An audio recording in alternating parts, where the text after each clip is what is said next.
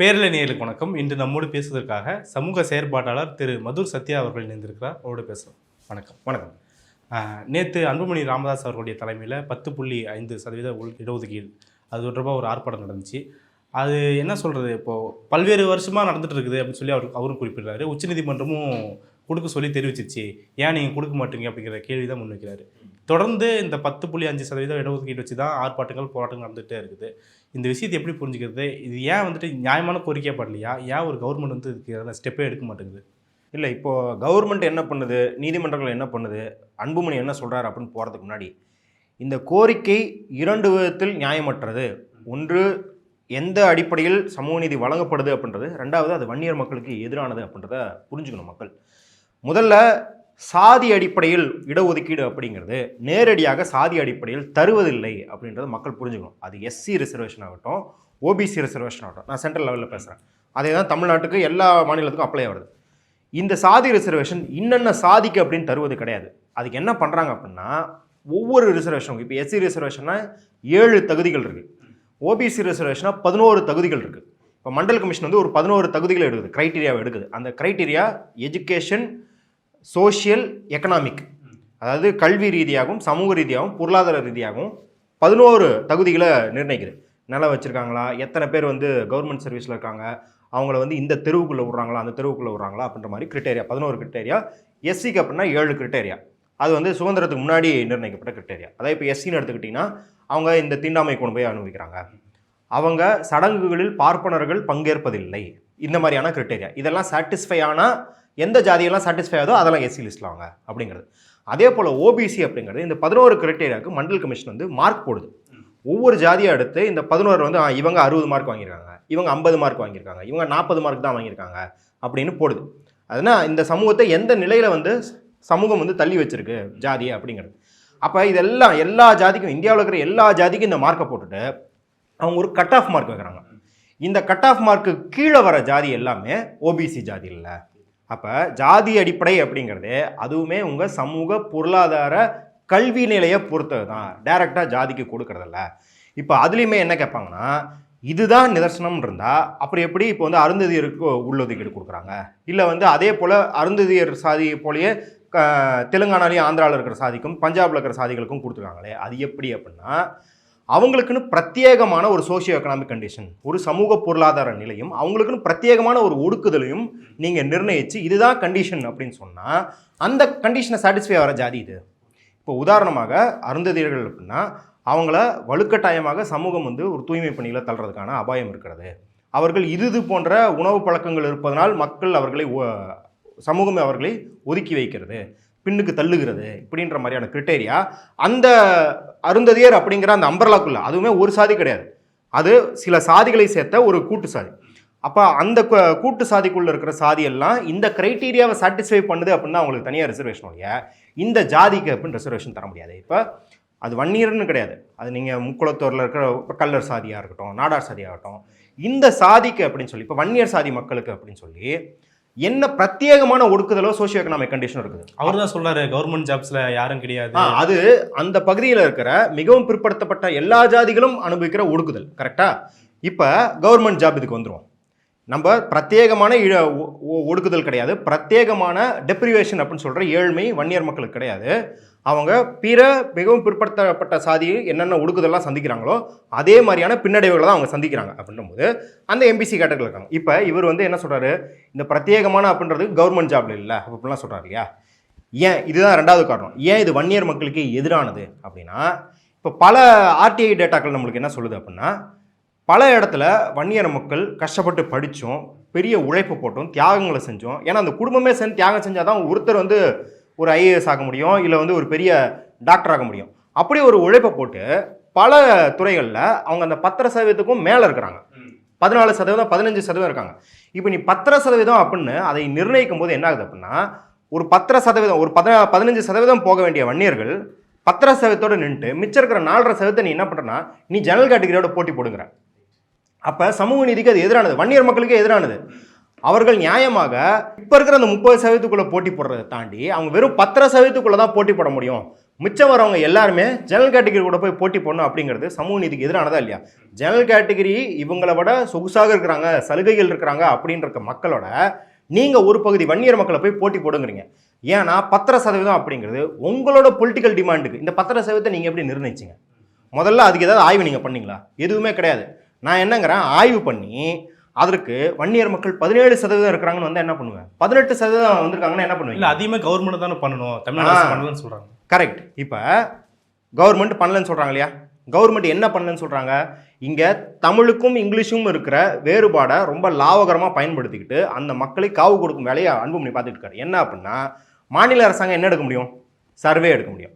மத்திய அரசாங்கம் என்ன எடுக்க முடியும்? சென்சஸ் எடுக்க முடியும். இப்போ சர்வே எடுத்துட்டு உச்சநீதிமன்றத்துக்கு போனால் உச்சநீதிமன்றம் எல்லாத்தையும் ரத்து பண்ணுறான்.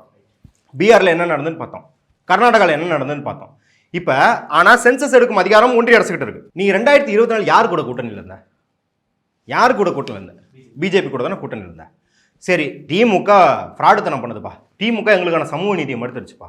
அதை விட பல மடங்கு அதிகாரத்தை படைத்த, அதை விட இன்னும் உயர்ந்த சென்சஸ்ன்றதை எடுத்து உங்களுக்கான நீதியை வழங்குற பிஜேபி நீ என்ன கிழிச்ச?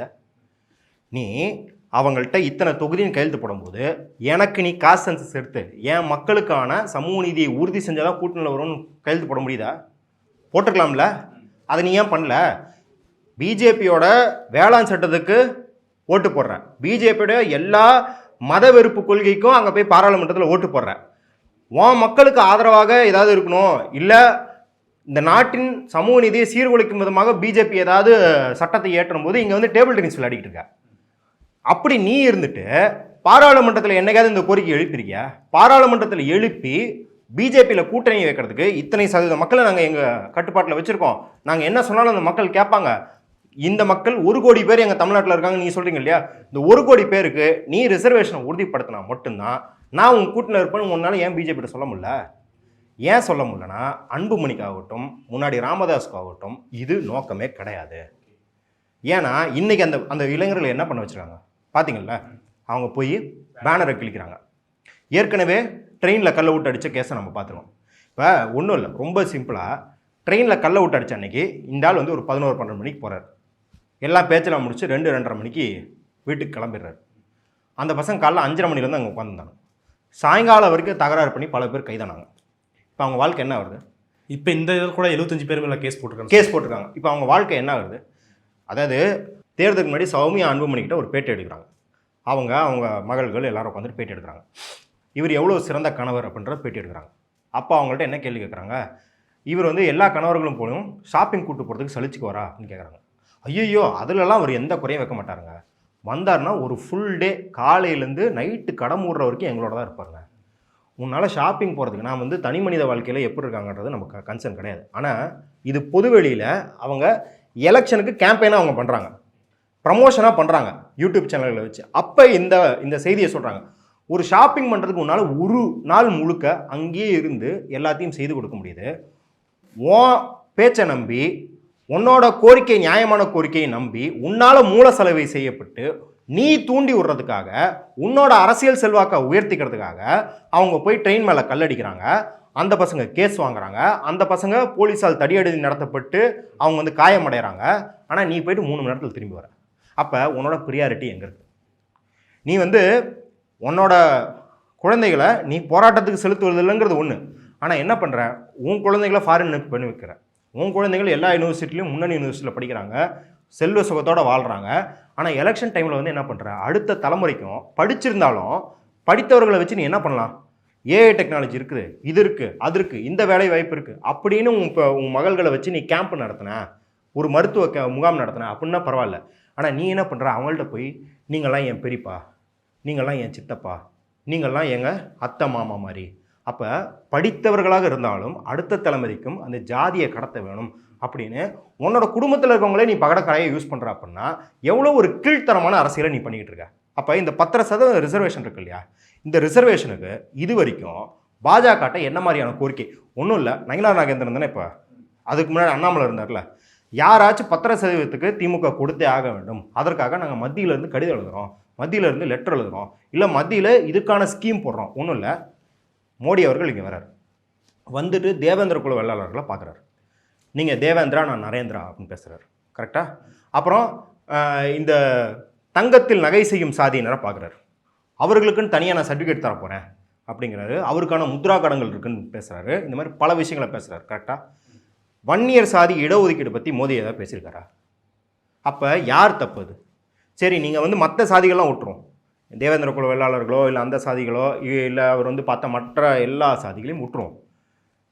ரொம்ப சிம்பிள். உங்களுக்கு வந்து பேச்சுவார்த்தை நடத்தி வச்சால குருமூர்த்தி, அப்பாவுக்கும் மகனுக்கும் சண்டைனா திடீர்னு நண்பன் ஆகிட்டார். அவர் எப்படி திடீர்னு நண்பன் வரும்னு தெரியாது. ஓபிஎஸ்க்கு அவர் முன்னாடி பார்த்ததே எல்லாமே இருக்கும். 2016 ஜெயலலிதா அம்மா இறந்து போனோன்னே அவர் வந்து ஓபிஎஸ்க்கு வந்து நண்பராகிடுவார். தர்ம யுத்தத்தை நான் தான் நடத்தினேன்னுவார். தர்ம யுத்தத்தை நடத்த மட்டும் இல்லாமல் குருமூர்த்தி என்ன சொல்லுவார், ஓபிஎஸ்க்கு ஆண்மை இல்லைன்னுவார். திடீர்னு வந்து சசிகலா சிறைக்கு போகிறாங்கன்னா சசிகலாவுக்கு வந்து ஃப்ரெண்ட் ஆவார். சசிகலாவை என்ன சொல்லுவார், கங்கை ஜலம் இல்லைனாலும் பரவாயில்ல, சாக்கடை ஜலத்தை எடுத்து அடிக்கிறோம் அப்படின்னு. அவங்க ஒரு தமிழர், ஒரு பெண், அவங்க வந்து குற்றவாளியாக கூட இருக்கலாம், ஆனால் அவங்கள இப்படி இழிவுபடுத்துகிறாரு. ஆனால் இந்த மனுஷன் கரெக்டாக வந்து பாமக உடையும் போது திடீர்னு ராமதாஸ்க்கு அந்தால் 10% ரிசர்வேஷன் வேணும்னு கேட்டாரா? போய் போராட்டம் பண்ணாரா? ஹெச்ராஜா ஏதாவது போராட்டம் பண்ணாரா? அண்ணாமலை ஏதாவது போராட்டம் பண்ணாரா? இந்த பார்ப்பனர்கள் இல்லை பார்ப்பனர்களுக்கு வேலை பார்க்கும் அண்ணாமலை போன்ற நபர்கள் ஒரு போராட்டத்தை கூட நடத்தாமல் 10% ரிசர்வேஷன் வாங்கினால இடபிள்யூஎஸ் 10% ரிசர்வேஷன் வாங்கினப்ப யார் கூட்டணியில் இருந்த? ஓகே, அப்போ அது 10%ன்றது ஆகாயத்துலேருந்து வரல, யாரோட ரிசர்வேஷனை பறித்து கொடுக்குறாங்க. அப்போ உனக்கு நீ கேட்குறால இந்த 10%, அதுக்கு இடிபாடாக இருக்கிறது இது இந்த 10% ரிசர்வேஷன் தானே. நீ 10%க்கு போராடக்கூட வேணாம். பாஜகட்ட 10% வரும்போது பார்லிமெண்ட்டில் எழுந்து பேசுனியா இது சமூக நீதிக்கு எதிரானதுன்னு? அதுக்கு முதல்ல பார்லிமெண்ட் போகணும். தென்னிந்தியாவிலேருந்து பார்லிமெண்ட்டுக்கு மிக மிக குறைவான அட்டண்டன்ஸில் போன ஆள் நீ. உங்களை தேர்ந்தெடுக்கிறது மக்கள் பிரதிநிதியாக தேர்ந்தெடுக்கிறாங்க. அந்த மக்கள் பிரதிநிதியாக பார்க்க வேண்டிய ஒரு அடிப்படை வேலைங்க. பாராளுமன்றம் போகிறது, சட்டமன்றம் போகிறதெல்லாம் ஒரு ரொம்ப அடிப்படையான கடமை. இது ஒன்று நீங்கள் வந்து போராடி ஜெயிலுக்கு போகிற கடமை இல்லை. அவனே ஃப்ளைட்டுக்கு காசு தரான், அவனே உங்களுக்கு பங்களா வச்சுருக்கான், குவார்ட்டர்ஸ்னு, கவர்மெண்ட் குவார்ட்டர்ஸ்னு. அவனே உங்களுக்கு காலையில் எந்திரிச்சா காஃபியிலேருந்து சாப்பாடுலேருந்து எல்லாத்தையும் போட்டு திருப்பி ஃப்ளைட்டில் அனுப்பிச்சுடுவோம். இதுக்கு கூட போக வக்கு இல்லாமல் உன் மக்களுக்காக ஒரு கோரிக்கையை கூட அங்கே வந்து பாஜகட்டையோ இல்லை ஒட்டுமொத்த பாராளுமன்றத்தையோ உயர்த்த முடியாமல் நீ இங்கே வந்து பசங்களை வன்முறையாக்கிட்டு. ஏன் இப்போ ஏன் திருப்பி பண்ணுற? ஒவ்வொருக்க எலெக்ஷன் வரும்போதும் பேரம் பேசுவதற்கு இப்போ வந்து முழுக்க ஆன்டி டிஎம்கே சென்டிமெண்ட். அந்த பசங்களை கும்பு செய்ய விட்டா தான் நம்மளுக்கு எதிராக இருக்கிறார் ஒரு அப்பா, அவர் நாளைக்கு எதுவும் மத சார்பின்மை அது இதுன்னு பேசிட்டு போயிட்டாருன்னா நீ கூட்டணியில் பேரம் பேசுறது, ஒரு 500 கோடி 1000 கோடி பெட்டி வாங்குறது, இதெல்லாம் பாதிக்கப்பட்டுரும்னு திருப்பி நீ ஒன்றை தியாகம் செஞ்சுக்கல. உன் வீட்டில் இருக்கிற மகன் மகள்கள் யாரையும் தியாகம் செஞ்சுக்கல, உன் உறவினர்களை யாரையும் தியாகம் செஞ்சுக்கல. இருக்கிறதுலே ஏழ்மையாக இருக்கிற கட்டட தொழிலுக்கும் விவசாய தொழிலுக்கும் போயிட்டுருக்கிற உழைக்கும் வர்க்க குடும்பங்களை சேர்ந்த பசங்களை கொண்டு போய் நீ டிஎம்கே பேனரை அடிச்சு ஓடி, நீ டிஎம்கே பேனரை கிழிச்சு எடு. இது எவ்வளவு கொடூரம் பாருங்க. நீங்கள் வந்து அரசியலமைப்பு சாசனத்தின் பால் செயல்படணும்னு சொல்லி தான் போராட்டத்துக்கு போகிறீங்க. அங்கே ஒரு 40 பசங்களை மட்டும் இப்படி பண்ணுறீங்க அப்படின்னா அந்த பசங்களோட குடும்பங்கள் என்ன வருது? இதுதான் நீங்கள் வந்து பசங்களை வந்து இந்த பசங்களுக்கு தான் நீங்கள் 10% கேட்குறீங்களா? 10% வாங்கி கொடுத்துட்டாலும் இந்த 25 பசங்க நாளைக்கு அதை ஆக்சஸ் பண்ண முடியுமா? அந்த ரிசர்வேஷனை இது பண்ண முடியுமா? நீங்கள் யாரெல்லாம் கூட்டு சேர்த்துக்கிறீங்க? இந்த மோகன்ஜின்னு ஒருத்தன் வந்து அந்த நேற்று பேட்டி கொடுக்குறான். அவன் யார்? பஞ்சாமிரத்தில் வந்து கருத்தடை மாத்திரை கறக்குறாங்கன்னு சொல்லி மன்னிப்பு கேட்டு மண்டியிட்ட கோமாளி பையன். அவன் படத்தை பார்த்துட்டு ஒரு பையன் என்ன பேசுகிறான்னு நீங்கள் பார்க்குறீங்க. ஜெய்பீமுக்கு நீ வந்து பாமக நடத்திலே பெரிய போராட்டம் கடைசி 5 வருஷத்தில் ஜெய்பீம் எடுத்து தான், மக்களோட உரிமைகளாக இல்லை. நீ 10% விட ஜாஸ்தியாக ஜெய்பீமுக்கு ஒரு வாரம் ஃபுல்லாக எல்லா இடத்துலையும் பேட்டி கொடுத்துக்கிட்டு உங்கள் கட்சிக்காரங்க வந்து சூர்யாவை தாக்கினா நாங்கள் 10 லட்சம் தரோம் 1 கோடி ரூபா தரோன்னு பேசிட்டு அவர் பாலு வழக்கறிஞர் பாலு நான் போய் கேஸ் போடுறேன் நஷ்டீடு வாங்குறேன் அப்போ இப்படின்னு கேஸை போட்டுக்கிட்டு இதெல்லாம் பண்ணிங்களே. அந்த ஜெய்பீம் படத்தை பார்த்துட்டு இன்னைக்கு ஒரு பழங்குடியின மாணவன் வந்து பேட்டி கொடுக்குறான். அவன் வந்து கிளாட் எக்ஸாமில் வந்து தேர்வாகி நேஷ்னல் லா ஸ்கூலில் படிக்கிறான், அவன் தேசிய சட்டக்கல்லூரியில் படிக்கிறான், அவன் ஒரு முன்னணி லாயராக வரப்போகிறான், நாளைக்கு சுப்ரீம் கோர்ட்டில் சதற விட போகிறான் அந்த பையன். அந்த பையன் என்ன சொல்கிறான், உங்களுக்கு எதுங்க இன்ஸ்பிரேஷன் கேட்டால் நான் ஜெய்பீம் படத்தை பார்த்தேங்க, சூர்யா வந்து ஏழை எளிய மக்களுக்கு ஏகப்பட்ட உதவி செஞ்சாருங்க, அது பார்த்து எனக்கும் வந்து பயங்கர ஊக்கமாயிருச்சு, நானும் என் மக்களுக்கு என் கிராம மக்களுக்கு ஏதாவது பண்ணணுன்னு இந்த எக்ஸாமுக்கு படித்தாங்க.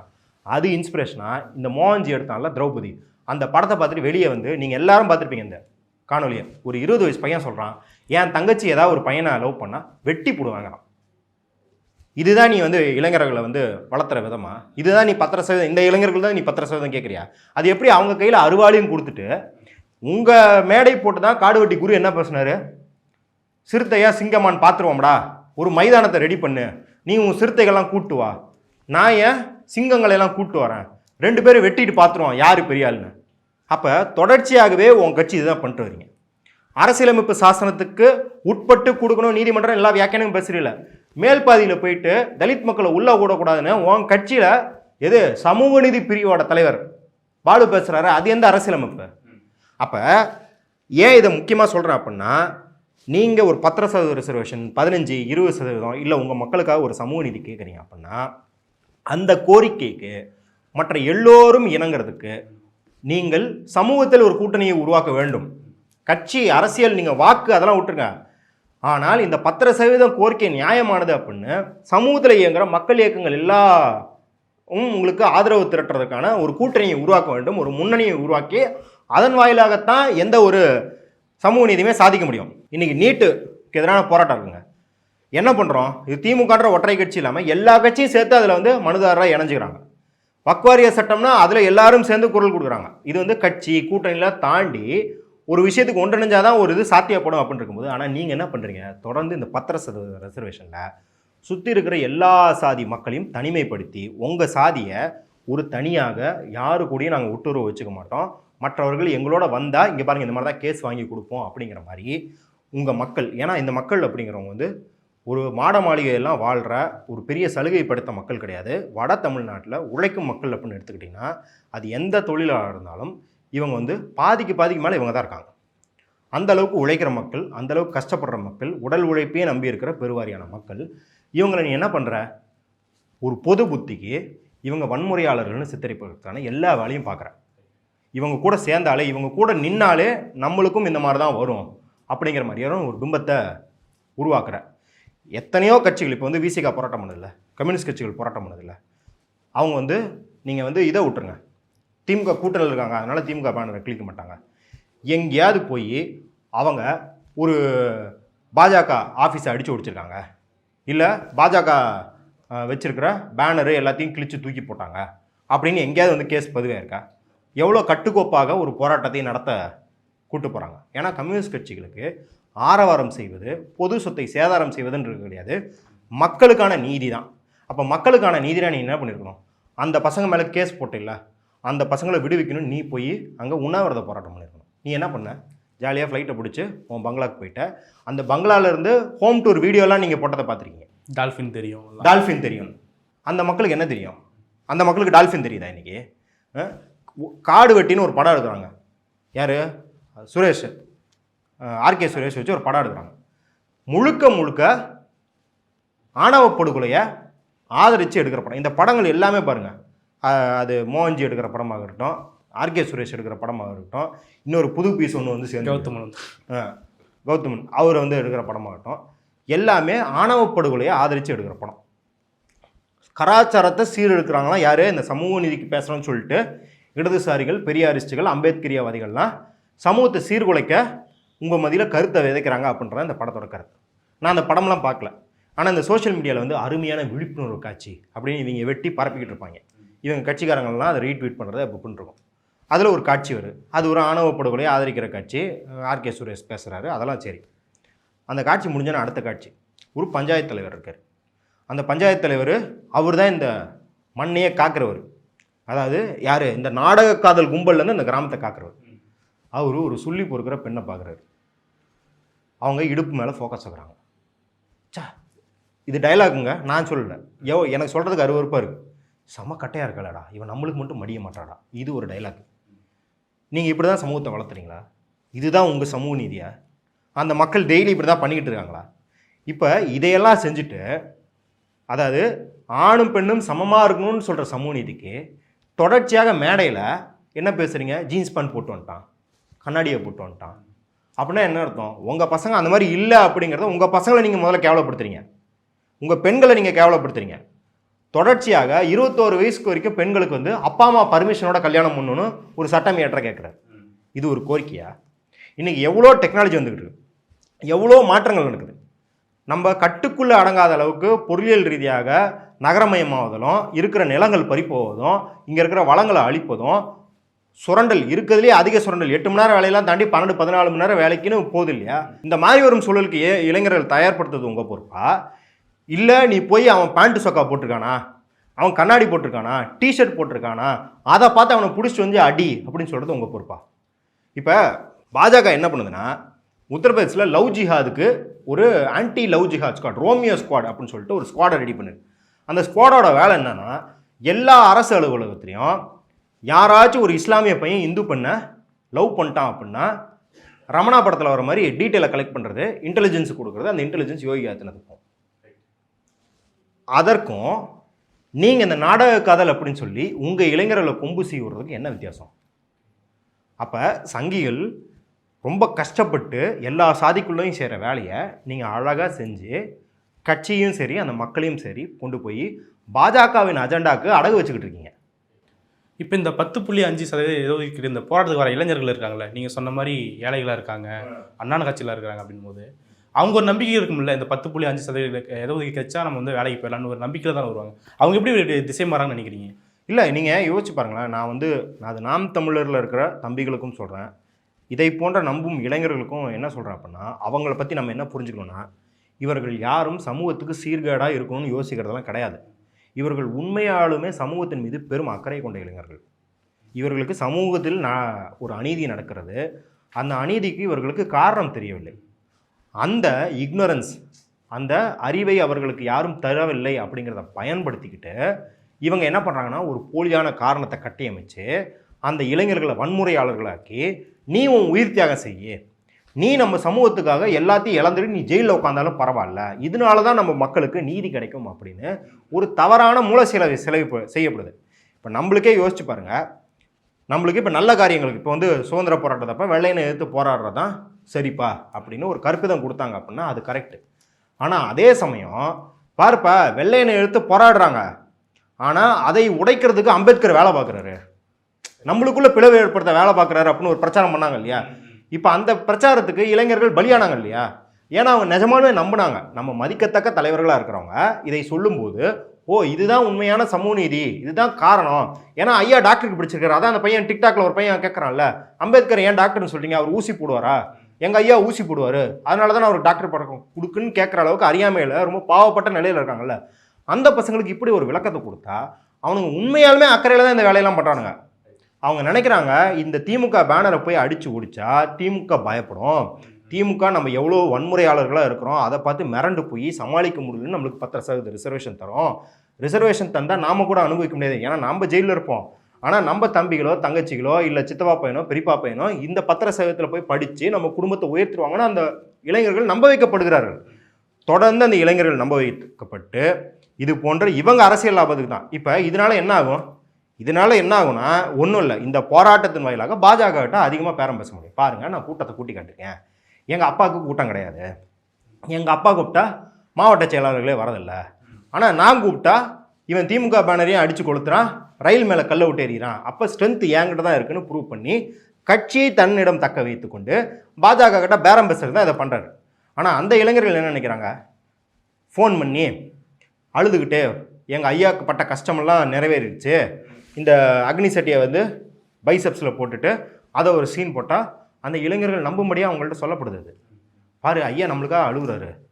இப்போ நம்ம பெரிய மதிக்கத்தக்க தலைவர்களாக இருக்கிறாங்க, அவங்க ஒரு விஷயத்துக்காக அழுகுறாங்கன்னும் போது நம்ம உடையிறோம்ல, மனம் உடையிறோம்ல. அப்போ அப்படி இமோஷனலாகவும் சரி, ஒரு அட்ரனலின்னு சொல்லுவாங்க இல்லையா, அந்த மாதிரி ஒரு வேகத்தை ஊட்டுறதாகவும் சரி, எந்தெந்த இடத்துலலாம் உழைக்கும் மக்கள் இமோஷனலி வல்னரபிளாக இருப்பாங்க, அவங்க வந்து தொட்டா, ஏன்னா மக்கள் உழைக்கும் மக்களுக்கு இருக்கிற பண்பு என்ன அப்படின்னா சொல்லுவாங்க, அரைவாய் கஞ்சி இருந்து பக்கத்தில் ஒரு நாய் வந்து பசியோடு இருந்துச்சுன்னா அதில் காவாய் கஞ்சி அந்த நாய்க்கு ஊற்றிட்டு இவங்க குடிப்பாங்கன்னு சொல்லுவாங்க. அதுதான் உழைக்கும் வர்க்கத்தோட பண்பு. அப்போ அந்த பண்பு இருக்கிற மக்கள் ஈஸியாக நீங்கள் அவங்கள்ட்ட போய் இந்த கஷ்டம் இருக்குது, இந்த கஷ்டத்துக்கு நீங்கள் இந்த தியாகத்தை செஞ்சிங்கன்னா உங்கள் சமூகமெல்லாம் விடுவிச்சிரும். ஒரு ஆய்வு பண்ணோம். இந்த ஆய்வில் வந்து தமிழ்நாட்டில் வந்து ஏன் எஜுகேஷன் இவ்வளோ உயராக இருக்குன்னு ஒரு ஐஏஎஸ் அதிகாரிட்ட பேசிட்டுருக்கோம். அவர் என்னங்கிறாரு, நீங்கள் முதல்ல இந்த ஸ்கீம்ஸ் பற்றி பேசுகிறதெல்லாம் நிறுத்துங்க, ஏன்னா அதை சொல்கிறதுக்கு 1000 பேர் இருக்கான். ஆக்டிவிஸ்ட்டை பற்றி பேசலாம் நிறுத்துங்க. நீங்கள் போய் நிஜமானுமே தமிழ்நாட்டில் பேரண்ட்ஸ் எப்படி இருக்காங்கன்னு ஸ்டடி பண்ணுங்கள். ஏன்னா தமிழ்நாட்டு பேரண்ட்ஸு தான் தலையை அடகு வச்சாலும் பசங்களை படிக்க வைக்கணுன்ற ஒரு பண்பு இருக்குது.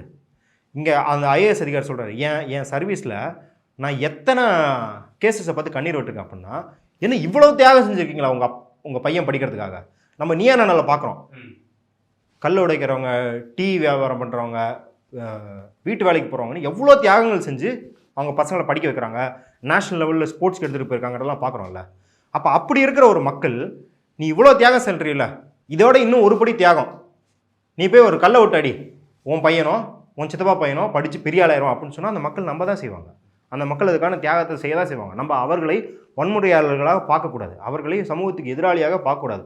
அவர்கள் நம்மவர்கள் தவறாக திசை திருப்பப்படுகிறார்கள். திரும்ப சொல்லுவார் இல்லையா, நான் தலித் மக்களின் விடுதலைக்கு போராட மட்டும் கிடையாது, வன்னியர் மக்கள் பாமகவின் பிடியிலிருந்து வெளியே கொண்டு வந்து அவர்களுக்கான சமூக நீதிக்கும் போராடுவது தான் என்னோட குறிக்கோள்னு சொல்கிறார் இல்லையா. ஒன்றும் இல்லை, ஓபிசிக்கான post matric scholarship, matric scholarship, இந்த மாதிரி ஓபிசி மாணவர்களுக்கு 10வது முடித்தவங்க 12வது முடித்தவங்களுக்குலாம் ஸ்காலர்ஷிப் இருக்குது. அதை தொடர்ந்து 2020 எப்போ பார்த்தாலும் ரத்து பண்ண பார்த்துக்கிட்டே இருக்கான்.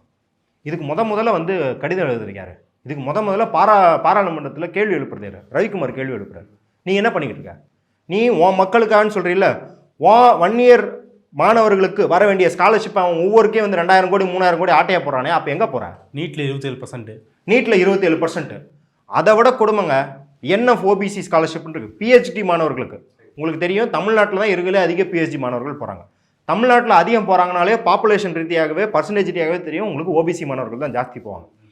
அந்த மாணவர்கள்லேயே ஓபிசியில் ஏழ்மையில் இருக்கவங்க எம்பிசி மாணவர்கள், நம்ம தமிழ்நாடு கணக்குப்படி எம்பிசி மாணவர்கள். எம்பிசி மாணவர்களும் யார்? வன்னியர் மக்கள் வராங்க இதில்.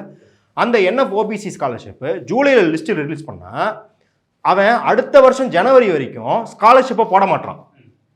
நூற்றுக்கணக்கான ஓபிசி மாணவர்கள் யோசிச்சு பாருங்கள், நூற்றுக்கணக்கான ஓபிசி மாணவர்கள் பிஹெச்டிக்கு மாதம் 30,000 40,000 வர வேண்டிய ஸ்காலர்ஷிப்பை வாங்காமல் அந்த யூனிவர்சிட்டியில் படித்தா எத்தனை லட்சம் கடனாளி ஆவாங்க? அது ஜனவரியில் வருங்கிறது போராடினதுக்கப்புறம் வருது. ஸ்காலர்ஷிப்பே வரல, அந்த மாணவர்கள் எப்படி பிஹெச்டி படிப்பாங்க? எப்படி காலேஜில் வந்து ஃபீஸ் கட்டியிருப்பாங்க, ஹாஸ்டலில் சாப்பிட்ருப்பாங்க? என்னைக்காச்சும் என்எஃப்ஓபிசி ஸ்காலர்ஷிப் வரல அப்படின்னு அன்புமணி ஒரு கடிதம் எழுதியிருக்காரா?